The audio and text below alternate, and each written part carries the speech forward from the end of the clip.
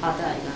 好，大家好，又係時候同大家睇下港股最新嘅情況啦。咁睇翻香港股市嚟講呢，今朝就未能夠承接尋日嘅升勢啦。咁最主要睇翻就尋日嚟講呢，港股升咗500幾點啦。咁喺夜晚期間呢，歐洲同美國股市呢，普遍都有個幾顯著嘅升幅嘅。咁最主要都係受惠翻呢歐洲方面推出咗一啲嘅救市措施啦。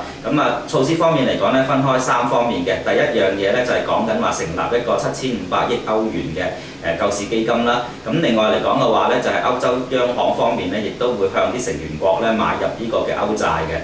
另外嚟講就美國聯儲局方面呢，亦都會同歐洲呢就啟動翻嗰個嘅調期協議啦，增加翻美元嘅供應量。咁呢啲措施出咗嚟之後呢，咁見到就整個股市方面做得幾好啦，但由於香港尋日就已經係升先咗一步啦，所以今日嚟講呢，反而就冇見到跟隨外圍去做好。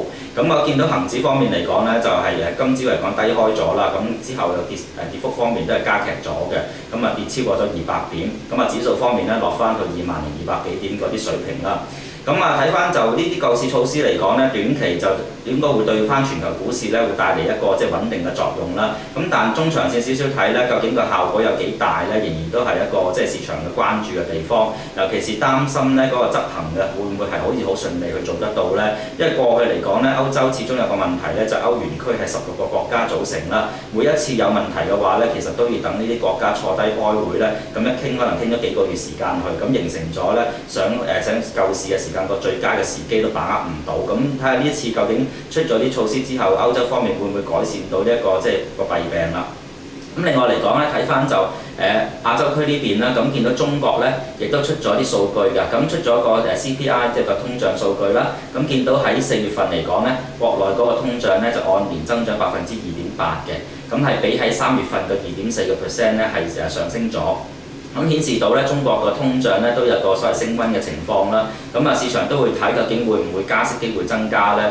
由於而家嚟講咧，歐洲方面始終個問題都仲係未解決啦。再加上內地嘅樓市都係啱啱降溫，見到有啲地產商咧減價賣樓啦。所以相信咧短期加息機會嘅唔係太過高住，都係會加個存款準備金率行先啦。預計可能6月份嚟講咧，內地就會加多一次存款準備金率㗎啦。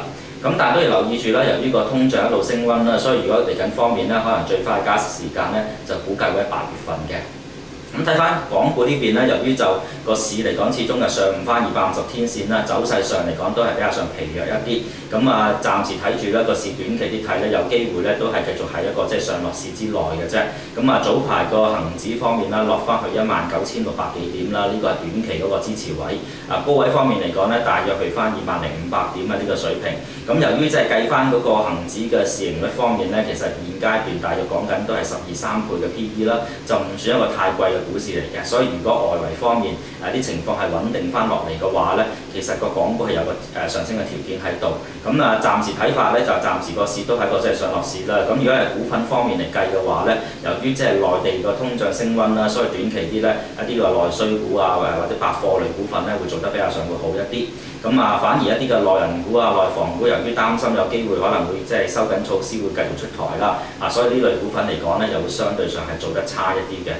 當然仍然留住歐洲區嘅情況咧，因為尋晚嚟講見到個歐元咧曾經上翻130樓上，但最後都落翻127嘅，即係反映市場咧對個前景嘅睇法咧仲係比較上悲觀啲。如果歐洲嘅問題未解決嘅話咧，港股呢邊嚟講仍然都係比較上會波動一啲嘅。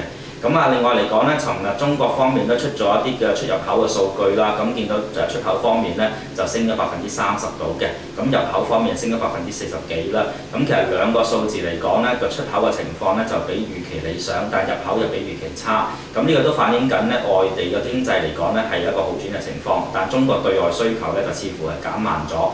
呢個會唔會反映係內地嗰個嘅即係個經濟方面有機會放慢翻啲咧？呢個都要留意翻嘅。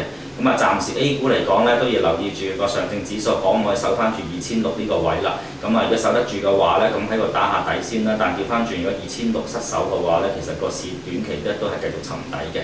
今日講嘅嘢係咁多啦。